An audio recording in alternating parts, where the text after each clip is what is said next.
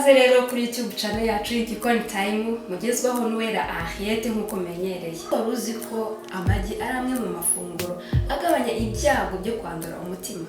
Wakwibaza ngo mbikubwiriye iki? Nuko uno munsi turi bwigire hamwe guteka umureti.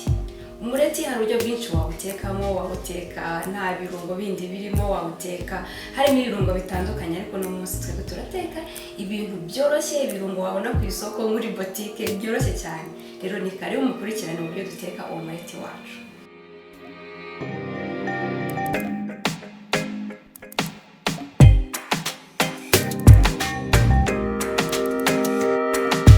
Tugiye gutangira rero dukata ibirungo byacu. Dufite poireau, dufite poivre, dufite karoti, dufite celery, dufite n'igitunguru. Ibyo tugiye gutangira turikate mbere yuko tumena ya magi yacu. Kadukurikirane.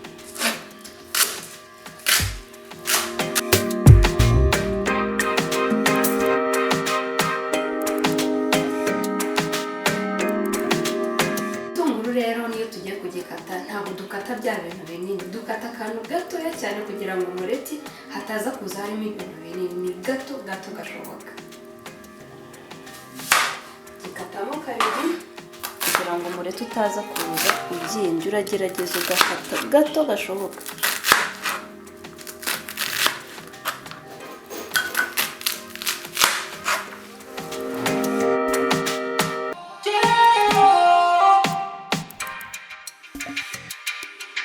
Ibitunguru rero ubona ko nagerageje gukata dutoya dushoboka, ubu ndacyagabanya kugira ngo bitaza kuza bibyingira mu mureti cyane. Ni dutoya ugerageza kutworoshya tukaba duto cyane.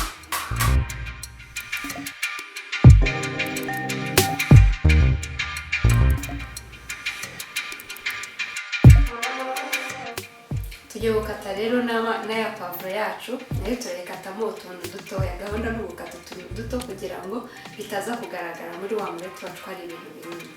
Tugiye gukata duto.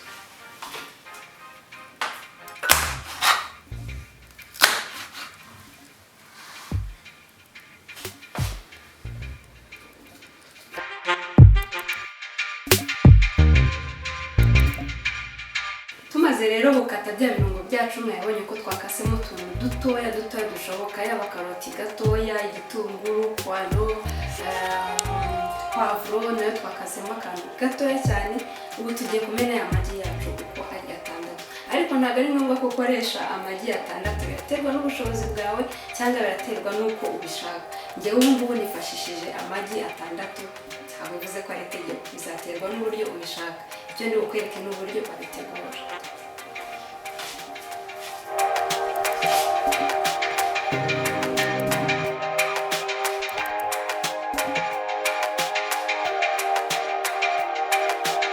Ya magi rero iyo umaze kuyakata urayavanga kugira ngo umweru n'umuhondo byose bivange.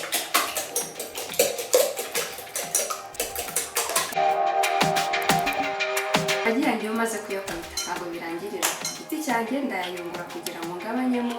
Hari utuntu tutwana tuba turimo cyangwa amakolesterol nayo ndayagabanya. Ngenda nyungurira muri iki kiyunguruzo kugira ngo bigabanuke.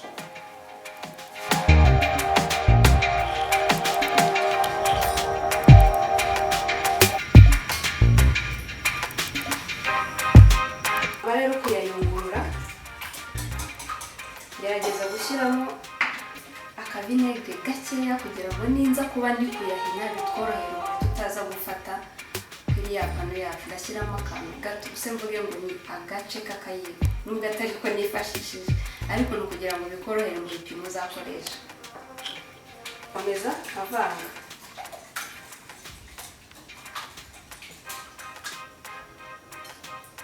Urabyuka rero ko bya birungo byacu twabikase ntabwo birangirira ahangaha, ahubwo mpita mbivanga muri ya magi yacu uko ari 6, bya bindi byose twakase.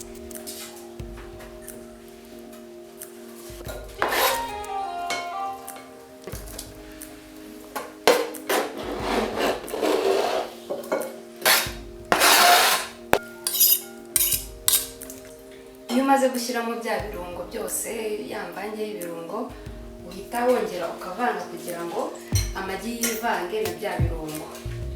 Ariko si birangiriraho, dushyiramo n'akunyu gakeya. Ubwo reka mvuge ngo mu magi 6 ushyiramo akunyu gakeya. Njyewe uburyo ngashyiramo nka burya akantu mfashe, ubwo ni agace kakayiko gake gashoboka. Iyo niko nshyizemo kugira ngo bitaza kuba byinshi, umunyu kaganze.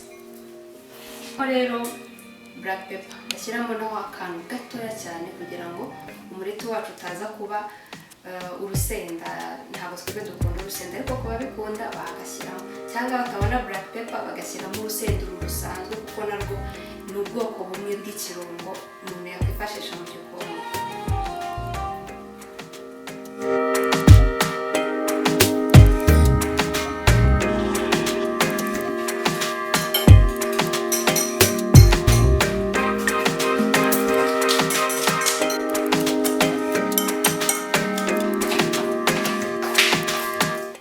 Ipanu rero iyo umaze gushyira ku muriro ushyiraho utuvuta dukeya. Ntabwo umureti uri buze wuzuye ibivuta gusa, turashyiraho utuvuta dukeya dushobora kubera ko turagenda twongeraho gake gake uko tugenda twongeraho n'umureti.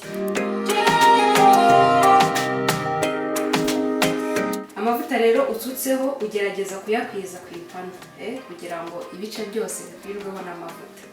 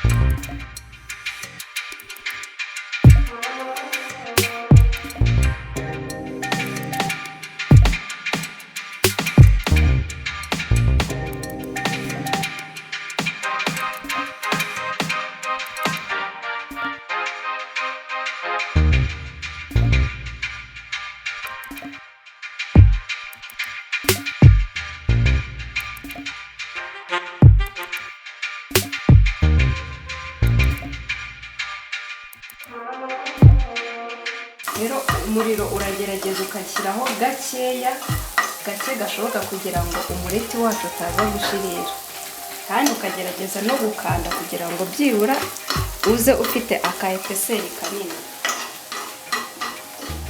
Ora nibyo ndi gukora noneho ukaba wazimije wa mureti hano uri gukanda, ukagenda ushiramo kwa kundi imireti birimo imbere, akaba aribyo ugenda ugabanya.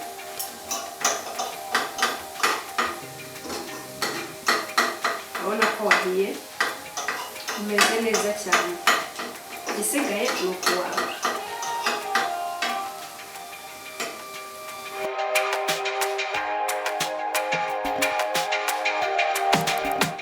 Umureti wacu rero mwabonye uburyo tuwuteka. Nk'uko menyereye ntabwo duteka ibiryo gutya gusa ngo tubitegure hatariho akantu k'akadizayini ukuntu.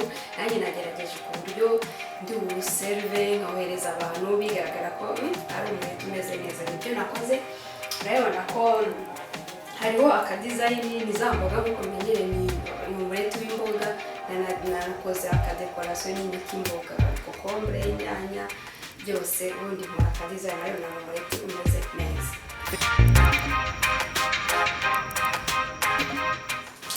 Mwabonye rero uburyo duteguramo umureti wacu. Ni uburyo bworoshye cyane kandi bufite isuku, bworoshye, kandi ushobora no kubitegurira umuntu akabona ko ari akantu gakoze neza nawe akagira apeti. Umureti rero ni mwiza ko wawufata mu gitondo, ukawufata nimugoroba wenda udashaka gufungura ibya nimugoroba. Ni mwiza, wawutegurira abantu bose, umwana, umukecuru, umuntu wese yawurya. Twabonye n'akamaro kawo ko umureti ari umwe mu bituma ugabanya ibyago byo kwandura indwara y'umutima cyangwa byo kurwara umutima. Rero ntimwibagirwe gukora subscribe na share kuri YouTube channel yacu Gikoni Time kugira ngo tujye dukurikirana amavideo atandukanye. Rero video yacu cyangwa kureba inteko zitandukanye nakagaruka.